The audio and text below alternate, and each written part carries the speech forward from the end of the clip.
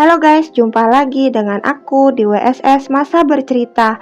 Hari ini aku akan menceritakan kasus remaja cantik yang diculik, disiksa, dan dibakar hidup-hidup oleh teman-temannya. Simak terus ceritanya ya. Susan Jane Kepper lahir pada tanggal 1 September 1976 di Manchester, Inggris. Ia digambarkan sebagai gadis yang lembut dan baik hati. Susan menghabiskan waktu tinggal bersama ayah tiri mereka. Saat Susan memasuki masa remajanya, dia bersekolah di Moston Brook High School, tetapi ia sering bolos pada tahun 1992 pada saat usianya 16 tahun. Saat Susan seharusnya berada di sekolah, ia berada di rumah Jane Powell, seorang wanita yang mengasuh Susan sejak ia berusia 6 tahun. Jane yang saat itu 10 tahun lebih tua dari Susan, ialah seorang wanita berusia 26 tahun yang tinggal bersama 3 anak di sebuah rumah bobrok yang terletak di Longworthy Road, Moston, di mana ia juga mengedarkan narkoba dan terlibat dalam penanganan kendaraan bermotor curian. Susan bermalam di rumah Jane dan membolos sekolah keesokan paginya. Susan adalah seorang gadis pendiam yang tidak mudah bergaul. Oleh karena itu, mengapa ia tidak menyukai lingkungan sekolah? Jadi, ia berpegang teguh pada persahabatannya dengan Jane. Sayangnya, Jane menyadari keputusasaan Susan akan persahabatan dan akan memanfaatkan dia demi keuntungannya. Keluarga Susan kemudian mengetahui bahwa Jane telah mengeluarkan Susan dari sekolah dan menjadikannya pekerjaan sebagai pembersih di gedung TIS di kota serangkaian kantor bertingkat tinggi. Jane mengambil gaji Susan dan membiarkannya hanya mendapat 5 euro per minggu. Saat keluarga Susan mengetahui hal itu, mereka mengonfrontasi Jane tentang hal tersebut. Lalu Jane menanggapinya dengan mengancam akan membakar rumah mereka. Namun masalah sebenarnya dimulai ketika seorang tetangga bernama Bernadette McNally pindah ke rumah Jane. Bernadette McNally yang berusia 24 tahun memiliki 3 anak dan tinggal hanya beberapa rumah dari rumah Jane. Pada tahun 1992, ia pindah ke rumah Jane bersama dengan 3 anak-anaknya. Rumah yang kumuh itu kini menjadi sarang narkoba, pesta, dan seks. Susan tetap bertahan meski Jane dan Bernadette sering mengganggunya. Singkat cerita, seorang remaja berusia 16 tahun bernama Anthony Dodson yang biasa mengunjungi rumah tersebut menjalin hubungan seksual dengan Jane Powell dan Bernadette McNally, serta ia mengajak juga Susan Kepper. Jane berpisah dari suaminya yang berusia 29 tahun. Jane juga sering berhubungan seks dengan Jeffrey, pengunjung tetap lainnya ke rumah tersebut sebagai pembeli amfetamin atau narkoba. Pada akhir November 1992, pada saat pesta narkoba, Susan dan Jane bertemu dengan seorang teman bernama Muhammad Yusuf. Susan mendorong Jane untuk tidur dengan Yusuf dengan imbalan uang. Pada tanggal 7 Desember 1992, Jane Powell dan Bernadette McNally mengundang Susan ke sebuah pesta. Seorang anak laki-laki yang disukai oleh Susan akan berada di sana, kata mereka kepadanya. Namun sayangnya tidak ada anak laki-laki tersebut dan juga tidak ada pesta. Susan tiba di rumah Jane, tempat Glenn Powell dan Anthony Dodson menunggunya. Setelah ia tiba, ia langsung ditangkap dan ditahan sementara Glenn Powell mencukur rambutnya Susan dan alisnya. Kemudian ia meletakkan kantong plastik di kepala Susan dan berjalan mengelilinginya sambil memukul kepalanya. Susan ditendang oleh Jane dan Bernadette serta ia berbaring meringkuk di lantai dan kedua wanita tersebut bergantian memukulinya dengan kayu sepanjang 3 kaki dan ikat pinggang. Setelah itu Jane Powell menguncinya di lemari semalaman. Keesokan paginya Susan dibawa ke atas dan dikunci di lemari lain. Pada tanggal 8 Desember, ia dipindahkan ke rumah Bernadette karena khawatir ke-6 anak Jane dan Bernadette akan terganggu oleh tangisan Susan.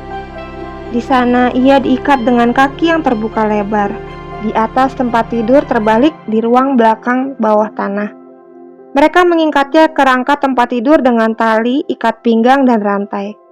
Selama waktu ini, Bernadette menyuntikkan begitu banyak amfetamin ke dalam dirinya sehingga dia mulai menyebut si Susan sebagai Chucky setelah karakter dari Child's Play. Selama kunjungan ke rumah tersebut, Clifford, adiknya Jane, dan Jeffrey juga mengambil bagian dalam penyiksaan Susan, termasuk menyundutnya dengan rokok. Setelah berhari-hari terbaring di air kencing dan kotorannya sendiri, mulut Susan disumpal dengan kaos kaki sehingga ia tidak bisa berteriak saat ia dimasukkan ke dalam bak desinfektan pekat yang membakar kulitnya. Ia digosok dengan sikat kawat dengan kekuatan yang cukup kuat untuk menghilangkan kulitnya. Pada satu titik, Bernadette menyuntikkan Susan dengan amfetamin lagi, memasangkan headphone di telinganya, dan memutar musik rap dengan volume penuh yang menampilkan slogan Chucky yang berulang-ulang. Setelah disekap selama 5 hari, para penyiksa remaja tersebut segera menyusun rencana pembunuhan. Mereka harus menyingkirkan Susan untuk selamanya. Clifford Polk mencabut 2 gigi depannya agar tubuhnya lebih sulit dikenali.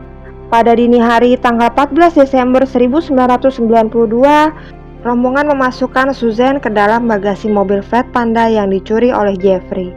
Mereka mengantar Susan sejauh 13 mil ke kawasan hutan bernama Walnut Low dekat Stockport.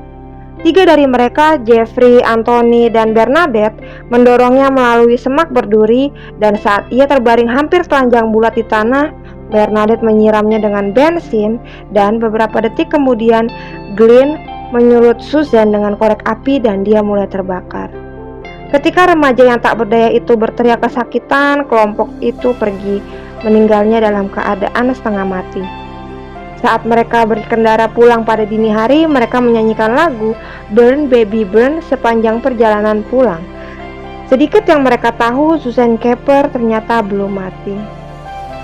Dengan sisa tenaganya, dia menarik dirinya ke atas tanggul dan berhasil terhuyung-huyung sejauh 1/4 mil. Dan dia terlihat oleh pengemudi kendaraan yang lewat yang sedang dalam perjalanan ke tempat kerja sekitar pukul 6:10 pagi. Pria itu menangis ketika ia mencoba memegang tangannya.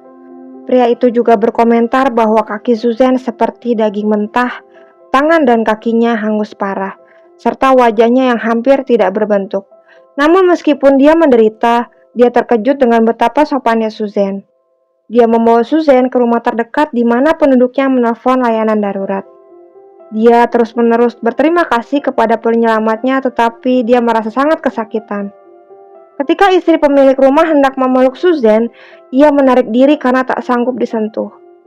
Dan ia meminum 6 gelas air tetapi tidak bisa memegang gelasnya sendiri karena ujung jarinya sudah terbakar. Susan akhirnya dilarikan ke rumah sakit dan dapat memberitahu polisi siapa dia, apa yang terjadi, dan siapa yang sebenarnya melakukan hal ini semua.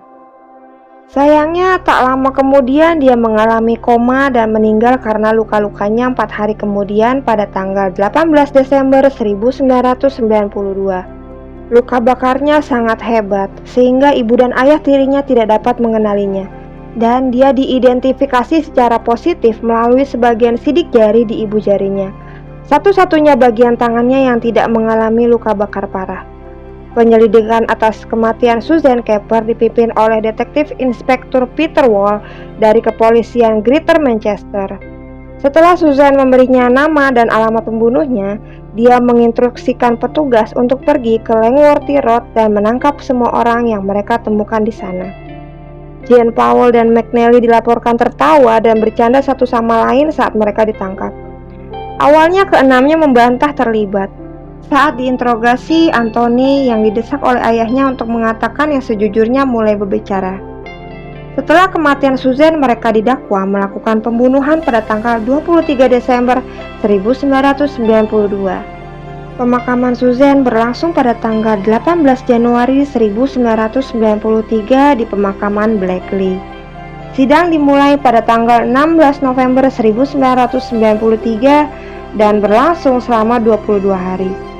Keenamnya menyangkal pembunuhan dan dalam kesaksian mereka, masing-masing terdakwa berusaha meminimalkan perannya dalam kejahatan tersebut. Pada akhirnya, Jane Powell, Glenn Powell, dan Bernadette McNally dijatuhi hukuman seumur hidup atas pembunuhan Susan Keper. Meskipun hukuman Bernadette secara kontroversial dikurangi 12 bulan dan dia dibebaskan pada tahun 2015 setelah terbukti menjadi tahanan teladan, dia telah diberi nama baru dan perubahan dan tinggal di lokasi rahasia di barat laut Inggris. Jeffrey dibebaskan dari penjara pada tahun 1998, Clifford Pook pada tahun 2001, Anthony Dodson pada tahun 2013, Jane Powell pada tahun 2017, dan yang terbaru, Glenn Powell dibebaskan bersyarat pada Mei 2023. Ya, jadi itulah guys cerita remaja gadis yang dibunuh dan disiksa oleh teman-temannya selama 6 hari.